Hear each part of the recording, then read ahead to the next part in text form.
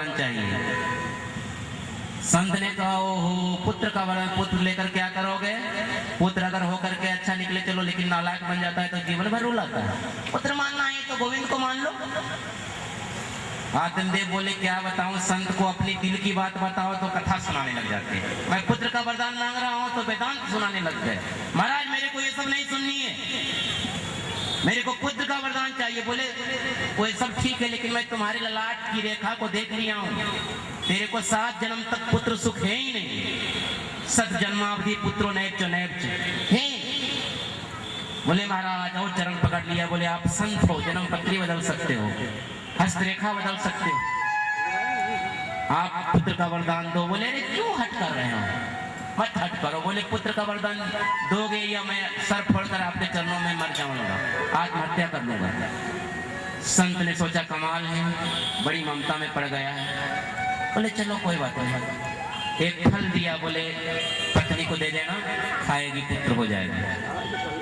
फल लेकर आत्मदेव आए, पत्नी को सामने खिला देता तो अच्छा, लेकिन बोले खा ले। बोले ठीक। लेकिन उसकी सहेली थी, उसके पास फल लेकर विचार करने लगी। बोले नहीं, फल खाने से कहीं बेटा होता है?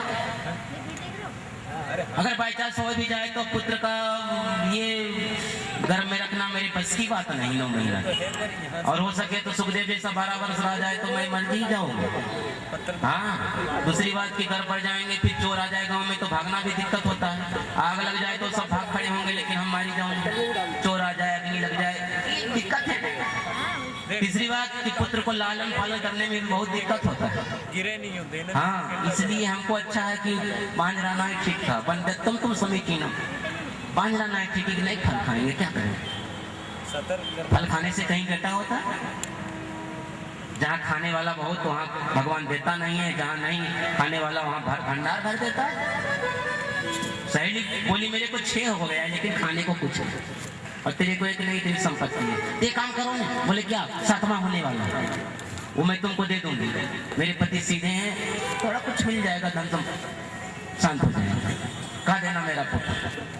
बोले हाँ हाँ ये बात सही, लेकिन फल खाने से बेटा होता है कि नहीं, इसकी परीक्षा कैसी है?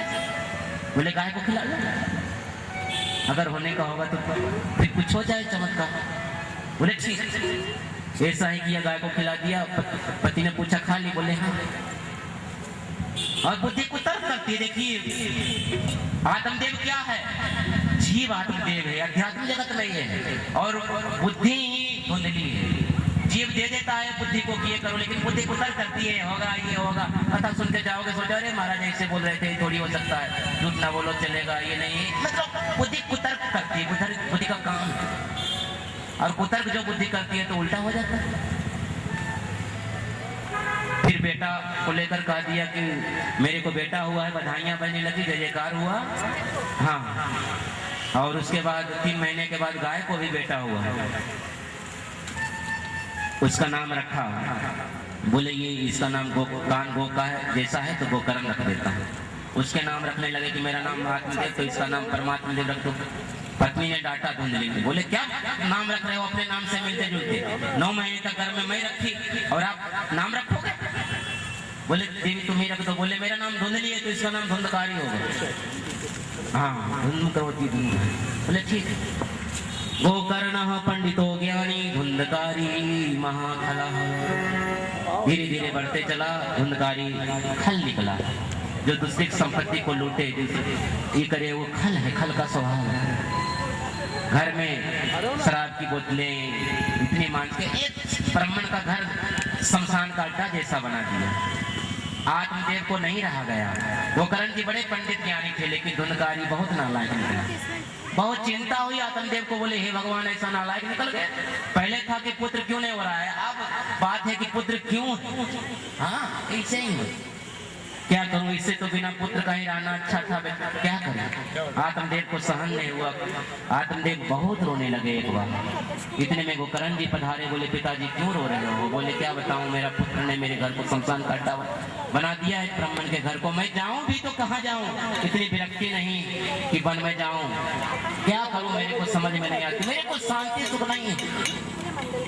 गोकर्ण जी ने कहा आप ही को सुख नहीं, किसी को सुख नहीं। न चैन्द्र सुखम किंचिन, सब प्रकट हो गए और सुंदर कीर्तन होने लगा। प्रहलाद ताल धार, जय जय शुक्रा। सुखदेव जी महाराज जय हो गांधी।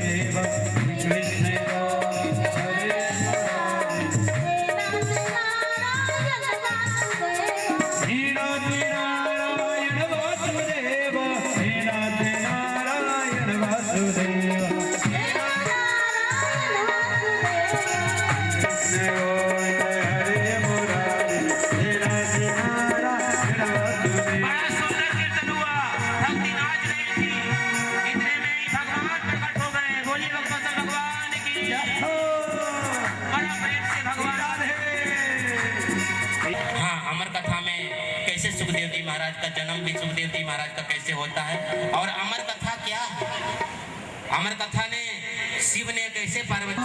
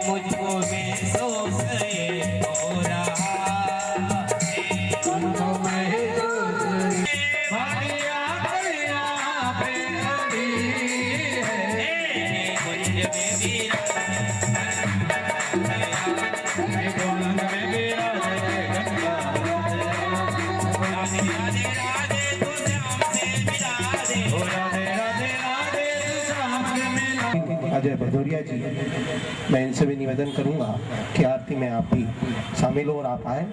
और जैसा कि मेरी और भी बहनें, लीना दीदी जो महिला समिति की हमारी अध्यक्ष है, जो इस कार्यक्रम की, राखी श्रीवास्तव और भी बहनें और मेरी भाभी, एक एक आज तो क्योंकि मेरी वो बहनें नहीं दिख रही जो चली थी पर थक गई होंगी कल, और सब जगह प्रचार करें, अपनी बहनों को लाएं, क्योंकि आप बहुत सुंदर कथा करते हैं। जब मेरे को लोगों ने बोला तो मैंने भी गुरु जी से निवेदन किया कि हमारी यहाँ की भी माताएं बहनें आपकी भागवत कथा सुनना चाहती हैं, तो हमारी कोई बहन रह नहीं जाए, माता रह नहीं जाए, सब इतनी सी सेवा करना है कि उनको एक बजे से कि 2 बजे से, गुरु जी 2 बजे से टाइम रहेगा,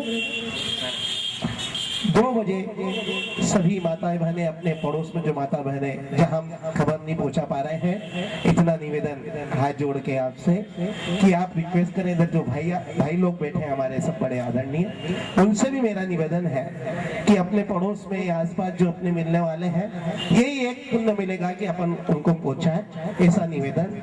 और सामने सभी पंजाबी आंटी, उनको भी मैं नमस्कार करता हूँ कि रोज आप पधारे हैं, आप सभी के कारण आज ये भागवत कथा हो रही है।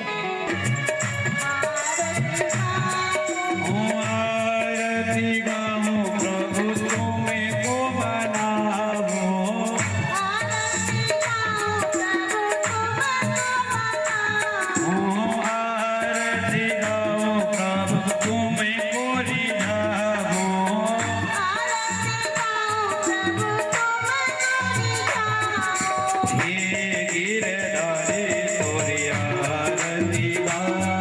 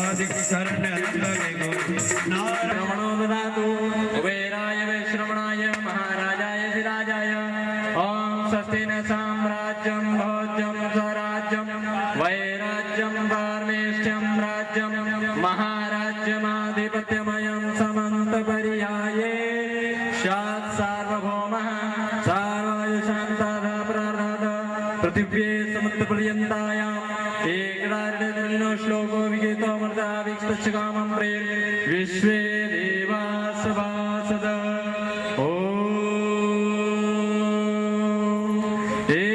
एकदन्ताय विद्महे वक्रतुण्डाय धीमहि तन्नो दन्ते प्रचोदयात्।